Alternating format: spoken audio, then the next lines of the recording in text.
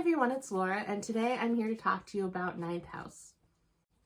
So this is a book I heard a lot about online a few years ago, and Leigh Bardugo, I know she's really popular for her Shadow and Bone series, and the Six of Crows, and kind of I think it's called the Grishaverse, and I've toyed with getting into those, but I've never made the leap. I did start to watch the Shadow and Bone TV show on Netflix. I wasn't really drawn to it. Maybe the books would be better. But anyway, I did apparently pick up this book at some point, and it's been on my shelves. And I was able to get it on Libby in an audiobook, so I've listened to it. So this book basically is about the secret societies at Yale University. So there are 8 major secret societies, and in this world, the secret societies have the ability to do magic, and kind of each house has a specialty. Like one house, they end up being able to turn themselves into animals. Another, they are able to cast good glamours. Another one is good with portals, etc., etc. And because the university has been around for a long time, in the past, some of the secret societies have caused troubles and gone too far. And so somehow the Lethe group was formed and kind of became the Ninth House. And they are basically supposed to monitor the 8 different societies and keep them in check. But the thing is that the Lethe Society, is funded by councils that are in charge of these 8 secret societies. So they're also kind of beholden to them, and it's a weird balance of power. And so in this universe, there are ghost-like creatures that are called Greys, and our main character, Alex, she's from California, and she has been able to see these Greys her entire life, and it has traumatized her. She has had horrible experiences with them, and she ended up kind of going down the wrong path because she found that drugs and alcohol could dull her senses and not let her interact with the Greys.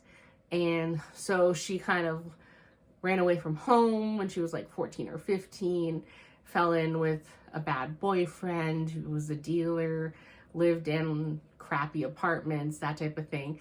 And at the beginning of the story, something happened back in California where basically everyone around her was murdered, and she was the only survivor, but ended up in the hospital. And there, someone approached her from the Lethe group and recruited her. So she is a member of the Lethe group and a student at Yale. And I have a hard time with my thoughts on this book because I was hesitant to say anything because I don't want to give out too much personal information about myself, but I went to Yale, and I think that might have played a big part in how I took this book, because this was my old stomping grounds. I was familiar with a lot of the places and the things that they talked about. And so when they're talking about Beinecke Library, I've been there. When they're talking about Sterling Memorial Library, I've been there. Well, Alex, when she first goes to Yale, she's talking about Old Campus because she's in Jonathan Edwards, and she's there. And I've been to Old Campus. And then she has a code name of Dante, and the person training her in her role in the Lethe Society is Darlington, and he is her Virgil. Those are their code names. And he goes missing at some point, and you don't know how or under what circumstances until later in the book, but they keep referring to something happening with him at Rosenfeld Hall.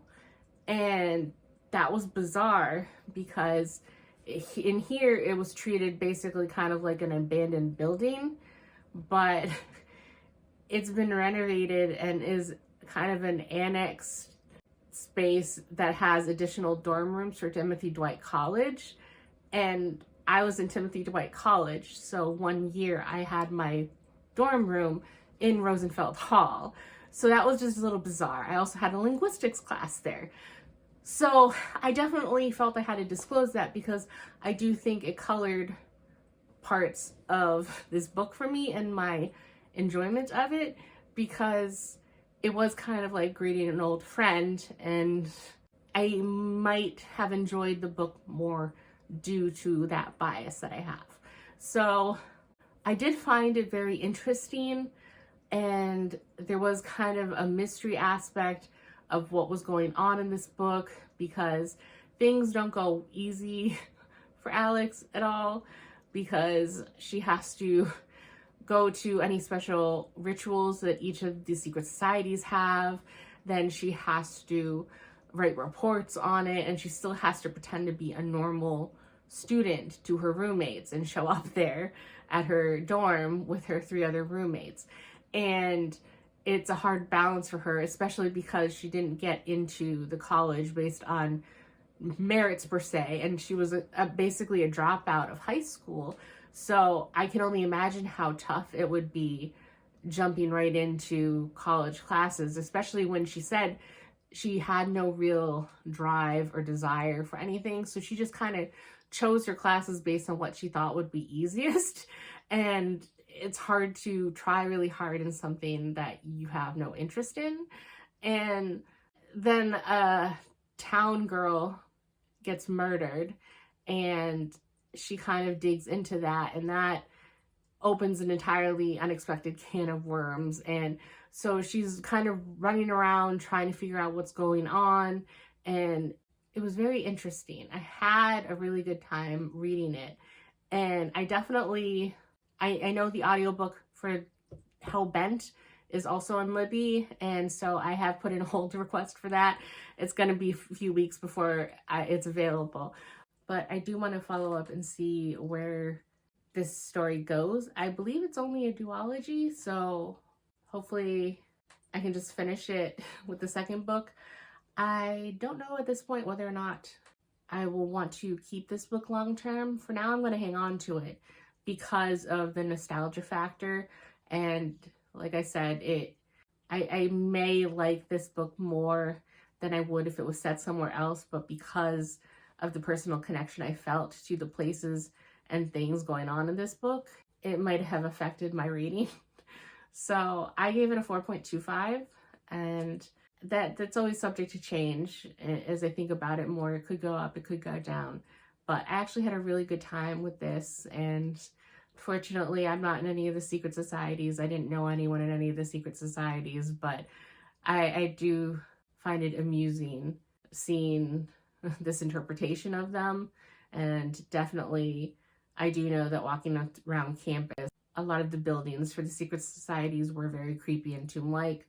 So seeing them depicted in here as such was kind of interesting. But I think that's all I have to say about this book. So 4.25, I will be continuing on at least an audiobook. I haven't decided yet whether or not I want to keep them long term. Overall, enjoyed it a lot. So that's it for this video, and I will see you in the next one. Bye.